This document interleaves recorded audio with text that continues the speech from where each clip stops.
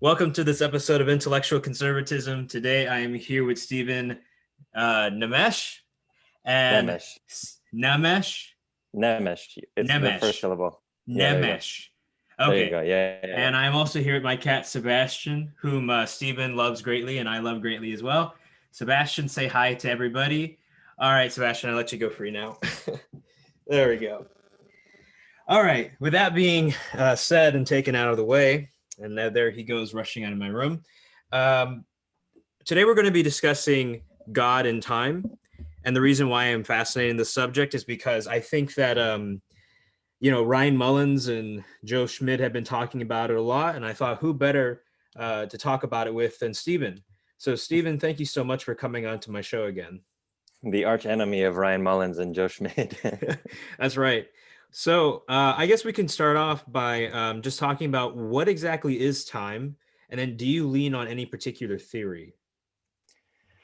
Yeah, I don't know what time is. I resonate very well with that line of Augustine's where he says, if I'm not thinking about it and I just go about my day, I know what time is. But if somebody asks me, then I don't know anymore. I don't really know what time is. We talk about time in a lot of different ways. We talk about time passing. We talk about the flow of time. These are sort of spatial metaphors. Time is kind of like a space and it moves past us or we move about in it, in one direction. We talk about things being before and after other things. My birth is before my death, even though my death hasn't happened yet. So we talk about times in a lot of different ways. I really don't know what time is. I don't know whether I have a theory that I hold to. I do have one intuition that I think is something that I want to pursue further. And namely, I have an intuition that time is somehow subordinated to objects. I think that objects considered in themselves do not exist in time. And the reason why I think this is the following. I look at the span of my life. I think that the whole span of my life is my life. Right. So this whole four-dimensional thing that begins with my birth and ends with my death is my life. So it all belongs to me, even though, I am also equally present in every moment of it. Mm-hmm. So this four-dimensional thing is somehow a property of mine. And I think to myself, well, I could have had a different life. There's nothing about me that rules out the possibility that I could have made different choices in my life, or that I could have lived in different places, or the whole timeline of my life could have been very different. I might have died earlier, or I might die later than I actually will.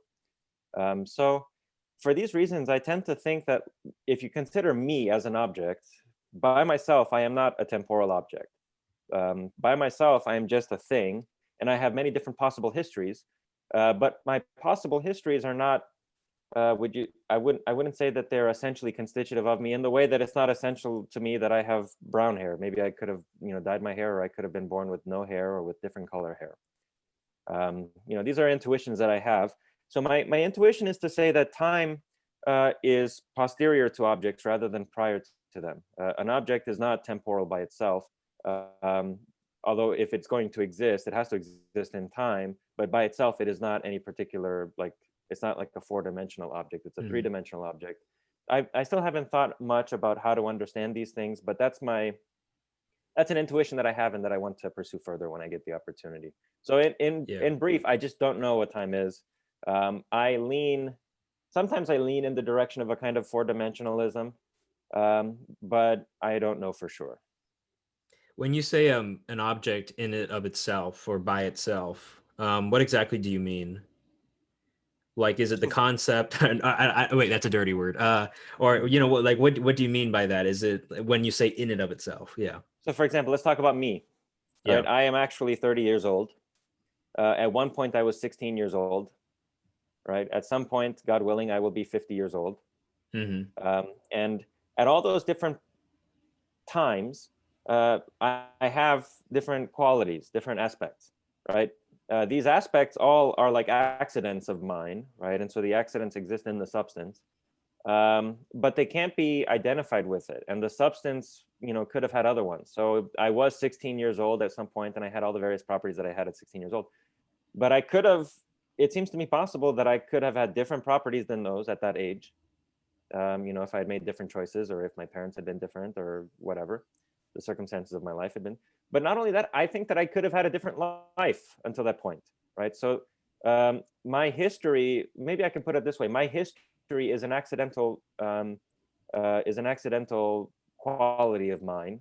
And of course, my history is a four-dimensional property. It's not my property at some point in time. It's a four-dimensional property. So if my history also is an accident of mine,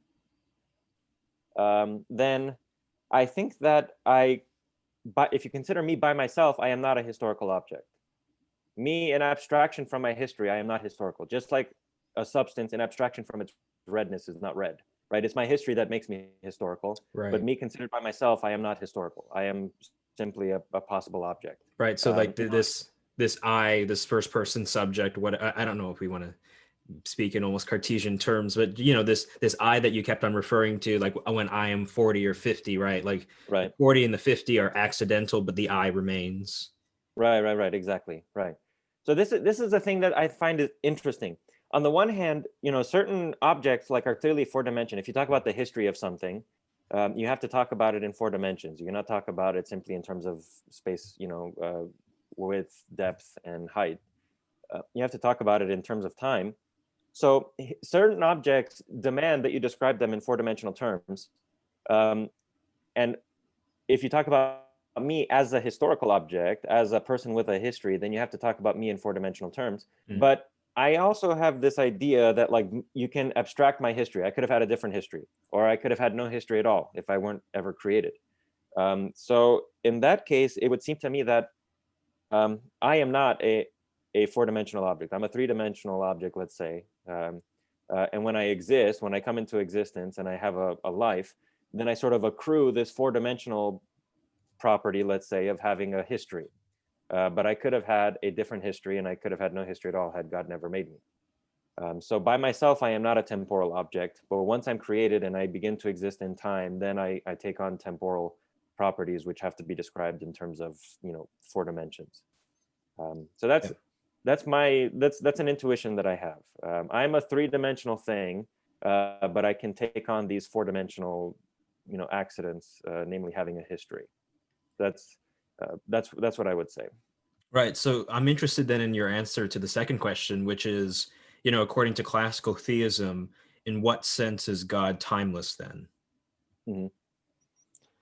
Yeah, I was just thinking about this before I called you. I think that God is timeless, at least in the following sense: He doesn't change. Okay, so if everything that changes is temporal, then then God doesn't. God is not in time because He doesn't change. Consider, for example, like I just told you, for example, that I'm a three-dimensional object, but I can take on this four-dimensional property of having a certain history. If I'd never been created, I would never have changed. I would simply have remained, at best, let's say, a possible object. So then I would have been changeless. But for me to be created is for me to undergo time, changes and successions in time, right? I have to be born. First I have to be conceived, then I have to grow, then I have to be born, and then I have to learn English, and then I have to go to school and make friends and all these things. So all these things take time. So for me to exist, given the sort of thing that I am, I have to exist in time. And that means I undergo changes. So if God is not in time, that means that He doesn't undergo changes. Does that mean that you cannot identify or locate God within any moment of time? That's a good question. I don't really know what a moment of time is. And I don't really know how to in my understanding, for example, in Einsteinian physics, there is no such thing as absolute simultaneity. There is only simultaneity relative perhaps to an observer, and then of course if there's only simultaneity relative to an observer, then there is no such thing as a moment of time, right? An absolute moment of time. There's simply what one person sees and how it goes, and then what another person sees and how that goes. How is God in time then, if time is sort of relative to observers? Well, you might say that God is present to time in the sense that every temporal object exists because God causes it. So wherever you have a temporal object, you have God. But I wouldn't say that God is subject to time in the sense that he changes. So he's present at every moment of time in, as the cause of that moment of time and of everything that is happening. But he is not in time in the sense that he doesn't change. He doesn't undergo any changes whatsoever. So you might think that God is sort of present in time as its cause, as the cause of things that are happening. But he is not himself, isolated to that moment of time. He's not undergoing changes and so on. I tend to think about God as, so this raises the question, what does God cause? Does God cause first and foremost an individual object? In which case, if the individual object exists at a time, does that mean that God exists at that time also? Or my preferred alternative is that God does not cause first and foremost the individual object, but the entire possible world. Yeah. And because the entire possible world is a historical object, God causes it all in all of its times. And this means that he is also outside of the historical object, so he's not within time. So that's how I would think about it. God is not within time in the sense that he is the cause of every moment of time. And of course, this would, put me in the direction of a kind of a four-dimensionalism. If I think that, God causes equally, every moment of time, then he's not at any one moment of time. He's present every moment of time insofar as he causes it. That's how I would think about the thing. Yeah, this is kind of a little off script, but this is an idea that I've had, and I want to get your thoughts on it since you mentioned Einstein. So, Mhm. Einstein has this famous thought experiment where you have two subjects that are on a train or different trains, right? One train is going at the speed of light, the other isn't. The other, I think, stationary, right? So for the person who is in the station in the in the still train, right? When the Mhm. lightning bolt hits, he sees it as just a flash of light. Whereas Yes. the person who is going through on the train, in this at the speed of light, he sees it slowly kind of coming down and then going Yeah. back up because he's going at the same speed. So that was kind of his idea or one of the thought experiments for his for relativity. So I thought Mhm. about like, okay, so if you imagine God as kind of like a subject going very quickly through time, right? Mhm. So when you go more quickly through time, you go slower through space, right? Um, then for you, like, time would slow down, so to speak. Mhm. Whereas for another object, right, it'd be going quickly through time. So imagine if like now this subject, not only did he go at the speed of light, he went through the speed of all events, let's say, Mhm. all at once. He could go from Yeah. all events and experience them all at once, as God describes, like Boethius is, or excuse me, as Boethius describes God's grasp of time. Mhm. Then technically, if God is present at all moments, and then as you said, insofar as he's causing them, then in some sense, that kind of agent wouldn't have a concept of time, wouldn't have a notion of time because he exists at all moments, all Mhm. moments, if you will, right? So Yeah. there Yeah. is no succession for him if he is omnipresent, perhaps. I don't know. Yeah. What are your thoughts on that? I mean, I don't know enough about Einsteinian physics to say whether or not such a thing is physically possible. Mhm. I'm wary of talking about God as a subject with a concept Sure, and yeah. like seeing things. So I wouldn't use exactly that language, but I think that gets at the point, right? If God, if God could move so quickly as to span, instantaneously all the events of history, well then, everything would just be still to him, right? And this is something that we notice in everyday life. I mean, it's one thing when I'm driving, when I'm walking down the street, or let's say if I pull over on the side of the road on the freeway, and I just stop at the side of the road for whatever reason. The cars are passing by me on the freeway really quickly, and I seem to be moving normally, and they fly right past me. But if Yeah. you are driving past somebody who is pulled over on the side of the road, they seem to be moving slowly, right? Hmm. You notice all their motions very slowly, and it just seems different to you when you're going at a higher speed rather than at a lower speed. So it maybe if God were moving so quickly that he saw every single event in history, right? He just Hmm. immediately spanned all of history, then everything would just look still to him, right? That would be the absolute, right? So it would be like maximum possible speed would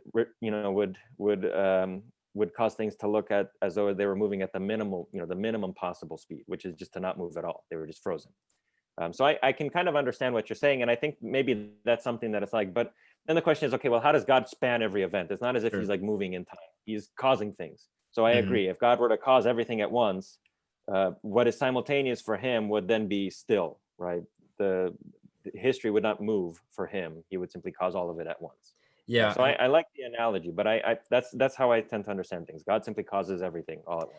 Right. And like in the video with on existential inertia that I did with Gil and Christopher, they talked about how creation is not like God at every moment, right? Oh, giving you existence, giving you existence. Right. It's one like act of essay, right? Just one beautiful, perfect motion continuing everything in existence. It's not, God like, okay, essay at T1, at T2, at T3, one elegant motion. So yeah, that's really good. Right, because that would make God simply one more temporal object. He's here with us, and he's, just like I have to keep speaking for my sentence to continue, he has to keep speaking the universe into existence. But that's not what it is. He causes it all at once, all times and all places.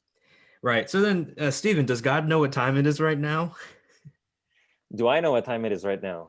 So if there is no such thing as absolute simultaneity, right? Can we talk about the time that it is right now? We would always have to talk about what time is it right now for me, right?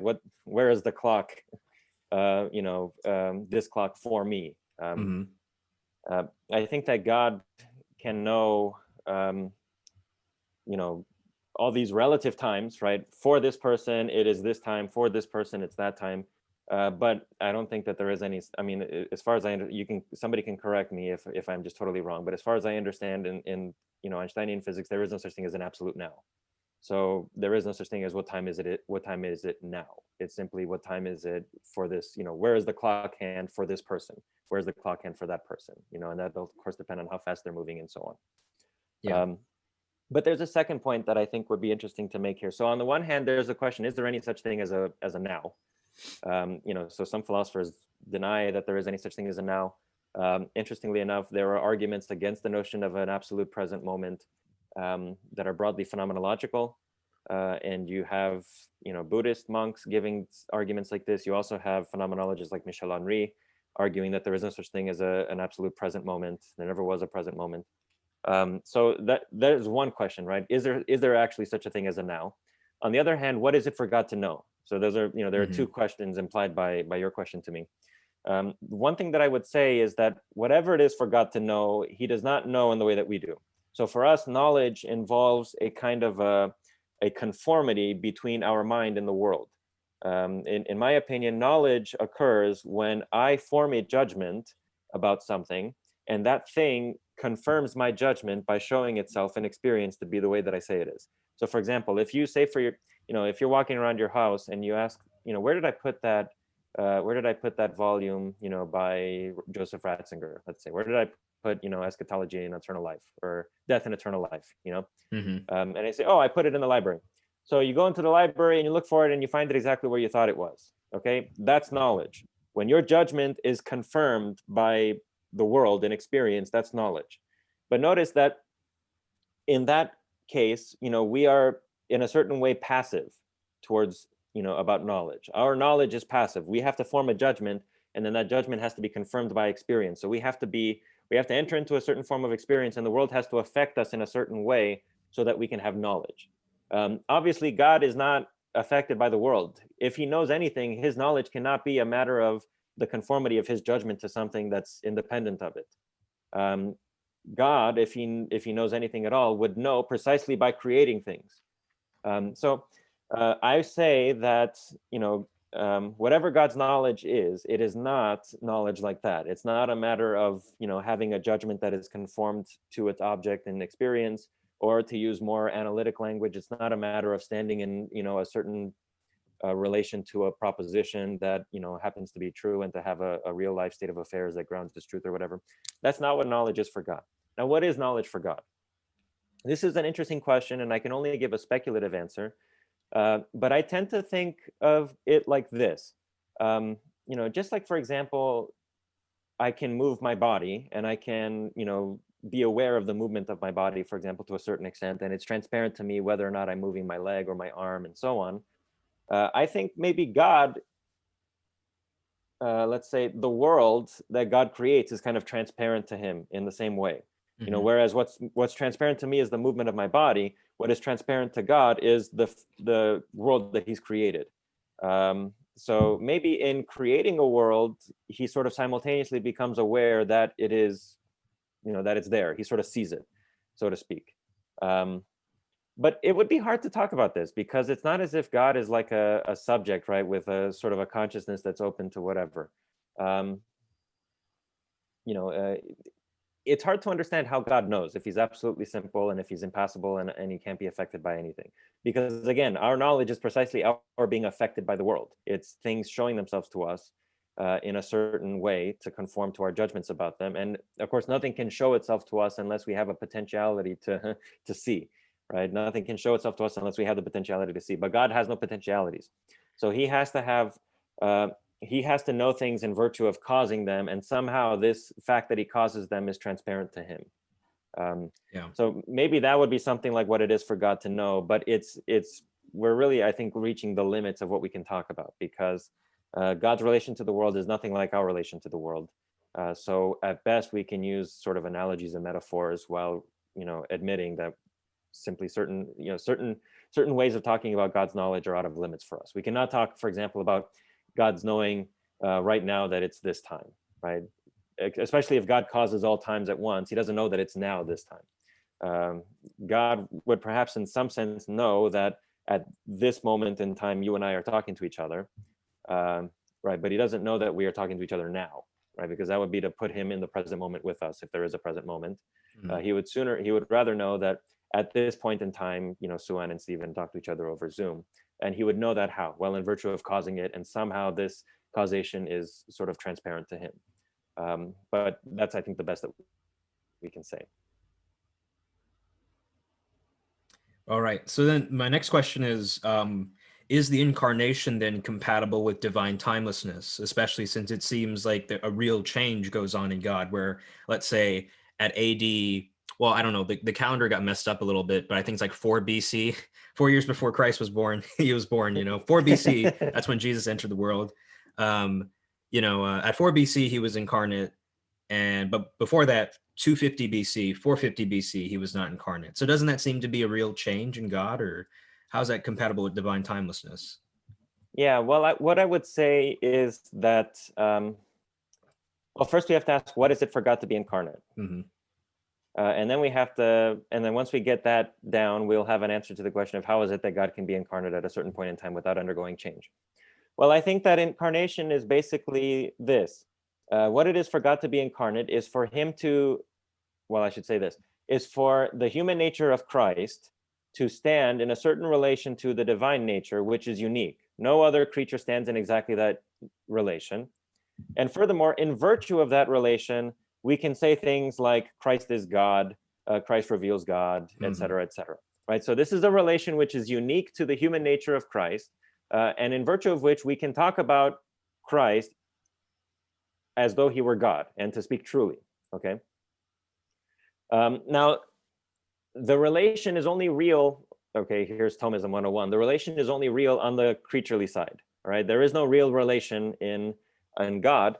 The relation is only real on the creaturely side. Christ's human nature does stand in some sort of special relation to the divine nature, but it's also created, right? And this relation also is created. So it's not real on God's side, but it's real on the creature side. And in virtue of this relation, this person, Christ, is also God, or at least we can talk about him truly as being God. Now, what does it mean for God to be incarnate? Does he undergo any changes? No, because he's not in time. He causes all of time at once. And that means, furthermore, that he causes the conception and the birth and the whole life of the human nature of Christ, right? And he causes that human nature to be in a certain special relation to him that does not obtain in the case of every other human nature or created nature of any kind whatsoever. But that's what it is. He doesn't have to undergo changes. It's not as if God in time, takes on human nature. It's that he causes everything, and a part of that whole that he causes is this, human nature of Christ, which is specially related to him. So that's how I would say that the incarnation does not entail any kind of changes in God.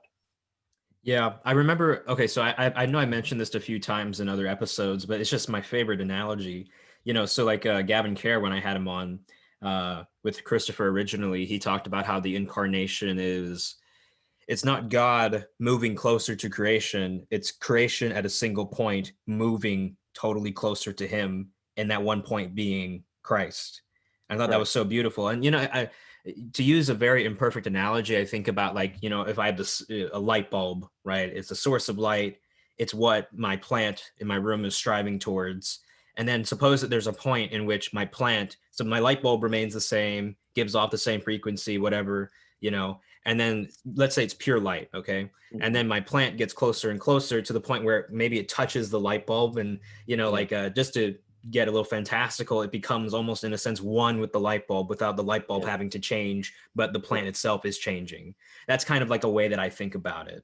Mhm. But yeah, the relationship is a very unique one, and I don't think I can give a creaturely perfect perfect, Right. univocal example. Right. Well, this is one of the points that I try to make all the time when I discuss these issues, and I think this is a point that's lost. John of Damascus has this passage, I think, in his book on heresies, where he says, "Don't try to think of, you know, um, any analogies for the Trinity. There are none. Nothing exists like the Trinity does. Don't try to think of any analogies for the Incarnation. There are none. Nothing Hmm. exists like the Incarnation." And he says that, don't ask how the Trinity can be Trinity, because the Trinity is inscrutable. All right. And the same thing is true for Incarnation. What we are talking about in Incarnation is something utterly and absolutely unique. There are no analogies for this. There Hmm. is nothing like that in nature. It's something new. So it's, we are doing ourselves a disservice when we try to, like, figure out, analogies and metaphors and so on for the Incarnation, because inevitably they're going to fall short. We are just talking about something that is unique, that has no analogy, and that you simply have to learn to think on its own terms, rather than, subordinating it or subsuming it within some more familiar category or phenomenon. Hmm. There is simply no such thing, right? As soon as you try to make the Incarnation familiar, you've lost it. You've lost what the Incarnation is. And the same thing also with the Trinity. All right, going on to our next question then. Um, I've noticed that a lot of people who defend the temporality of God, or God being temporal, they say before creation, God was timeless, but then after creation, he entered into time. And my Mhm. question is, so thinkers like I think William Lane Craig endorses this view. I think Ryan Mullins does as well. Mhm. Dean Zimmerman's another popular, famous philosopher who does this. So my question to you is: do you think that's coherent? Is that possible? Does that make sense? Or how are we to understand? Like, is that a reasonable conception of God entering into time, so to speak, after previously being timeless? So um, I think Eric Wielenberg has recently published an article where he criticizes uh, William Lane Craig's Kalam cosmological argument on precisely this point, on whether Yeah. or not God can be timeless and then temporal. I think. Um, I really don't know whether this is coherent. Like, it's hard for me to make sense of something being in time, or being timeless, and then bringing itself into time, as a result of, bringing about a change in itself. Um, because that's what William Lane Craig says, right? When God agent causes the universe, he brings about a change in himself. He is willing something that previously he wasn't. Yeah. And that's what brings him, he brings himself into time, so to speak, by causing himself. Um, I don't know whether it's necessarily incoherent. I mean, I agree that if you have the notion of agent causality, you can sort of construct a story where God is timeless and then he brings himself into time precisely by causing something. But I would ask the question, how, you have timelessness here, and then you have the temporal God. How do you make the jump? How do you make the leap between one state and the other? Why does it happen?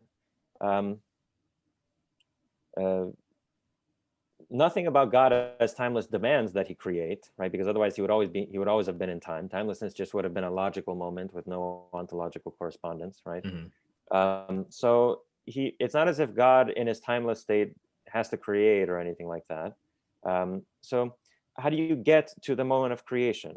Well, here I'm going to pull a fast one on my theistic personalist friends, and I'm going to tell them that the only way they can do that is by denying the difference principle, because the difference principle that they use in the modal collapse argument against divine simplicity. Because the only way you can get from the timeless God to the temporal God is if God causes a change in himself, Yeah. right? Nothing else is going to change him. He has to change himself. Okay, but nothing about him in his timeless state demands that he change himself. because otherwise he would always have been in time.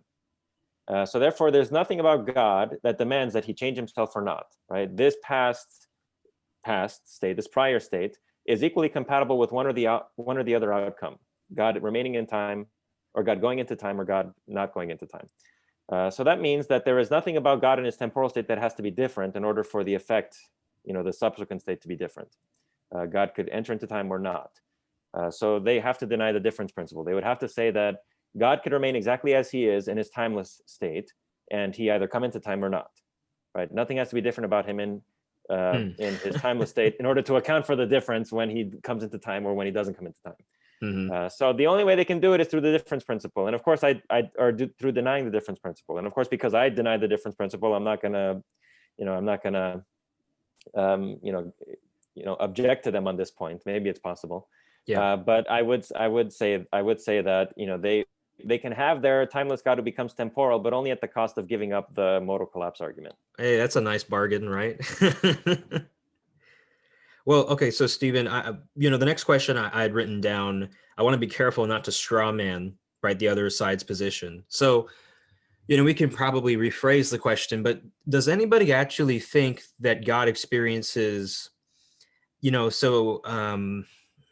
I should be careful here because, so what they'll do is they'll say God was timeless prior to creation, but then he enters into creation, right? And then he experiences temporal succession and experiences each moment of time. But does anyone defend that God prior to creation was just already succeeding through time? Or I don't think they would, right? Because because they would say that the universe exists in the space-time continuum, right? So before creation, there was no time. I've heard someone like Hugh Ross say that God has his own time prior to creation, right? But yeah, I mean, have you seen anyone defend that God had like infinite temporal succession prior to creating, or probably not, right? It would be an interesting idea. I don't really know. I don't read it. I don't think about things in these terms, so I don't read this sort of like speculative, God's own time stuff. I just think it's all wrong-headed. I don't think God is in time at all. He doesn't change. He exists in perfect and undisturbed bliss from all eternity. So it seems to me the entire notion is mistaken. The only way you can have God in his own time is if you have this personalist conception of God as like an individual being, right, with maybe like consciousness and various sorts of states that can change. And I just don't see God in those terms. So it's not something that was interesting to me. It's not something that I've studied. Yeah. So then I guess another question now to ask is, I mean, doesn't it seem simpler just to say that God is in time? Like for instance, as a classical theist, oftentimes we have to say, oh, well, no, doctrine of analogy. We have to be careful. We have to say, well, God is timeless, but he's also this and that, blah, blah, blah, And then I guess trying to be sympathetic to someone like Cameron Bertuzzi, right, who might be perplexed from this position. Someone might say, well, doesn't it just seem simpler just to say that God is in time? Why do we have to take on your position, which seems kind of, hypothetical, right? It seems you have to do all this explaining and all this complicated re-articulating of these ideas. Isn't it simpler just to say God is in time? Well, it may be simpler to talk like that, but that doesn't mean that it's true. Our discourse has to be measured by its object. If I'm going to talk about you, I can't talk about you in the way that's simplest for me. I have to talk about you in the way that's accurate to what you are. And in the same way, if we're going to talk about God, we cannot simply talk about God in a way that's simple, right? Maybe some things are hard to talk about. So, we can't simply prefer a simpler way of talking if it's not true to its object. Our goal is not simply to put together sentences that sound nice. Our goal is to talk about a thing. Okay, and if we're going to talk about a thing, we have to talk about it in the way that the thing shows itself. And the timeless God shows himself as being difficult to talk about, right?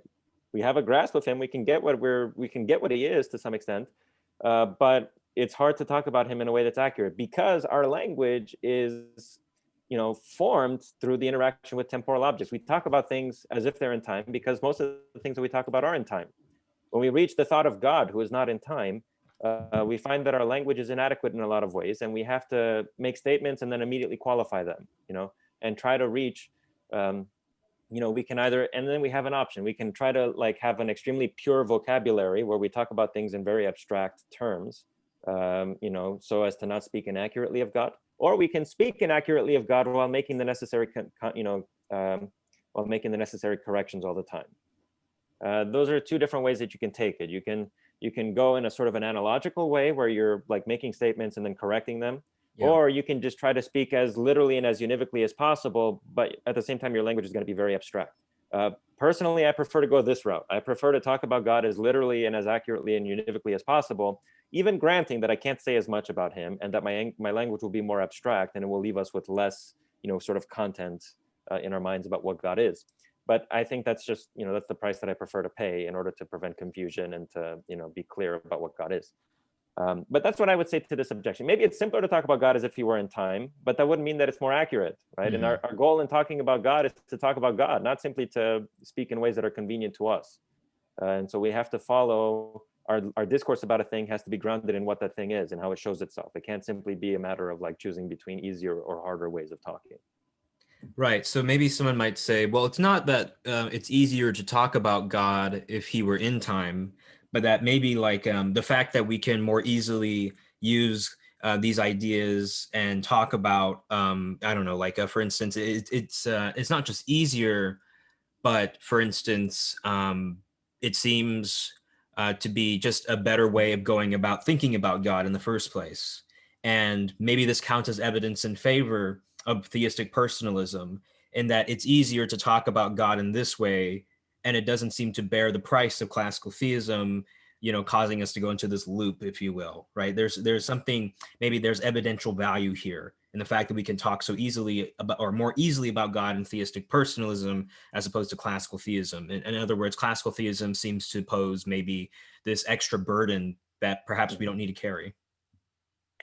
I would respond to this argument. I mean, I think that this argument is the kind of games that like some analytic philosophers play, and for whatever reason, they've caught on among people who have an interest in apologetics, right? Like discussing theoretical virtues and then creating evidence out of nothing, right? Saying, oh, well, maybe this is evidence that this.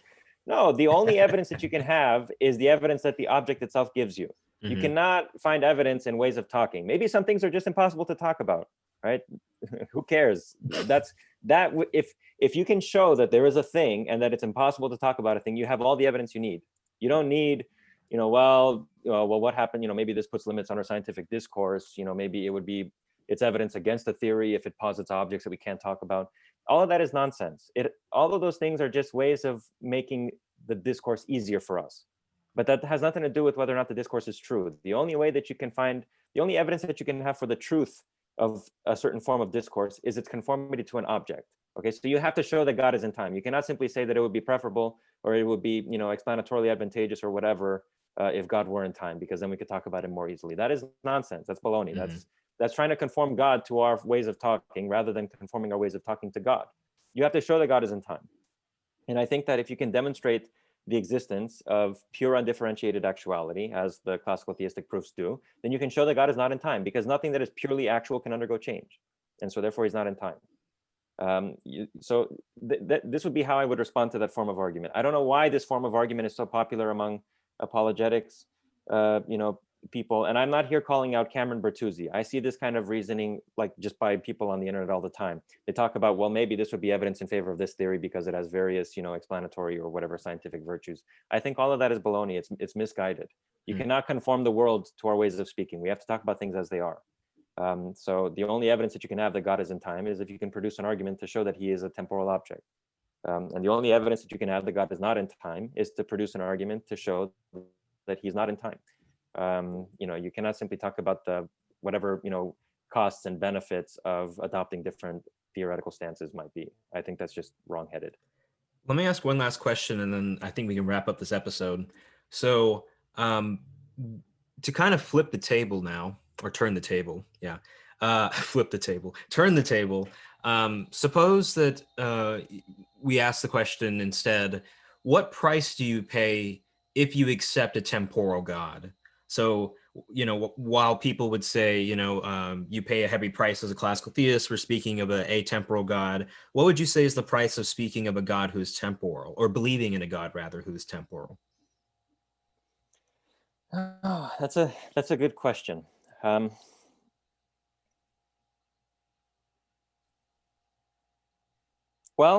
it would make so one price. Maybe this is not so much of a price, but one consequence of believing in a temporal God.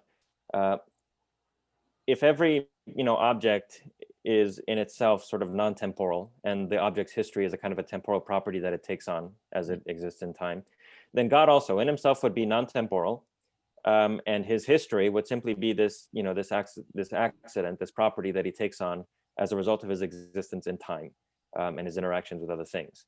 So it would mean that God has a history like the rest of us, and um, if God has a history like the rest of us, you might think that like if he has a history like the rest of us, then he's also subject to external forces, right? Just Yeah. because my history is a matter of is at least partly a matter of the way things have influenced me and things have affected me. And if God is in time, and presumably if he's in time, then he undergoes changes.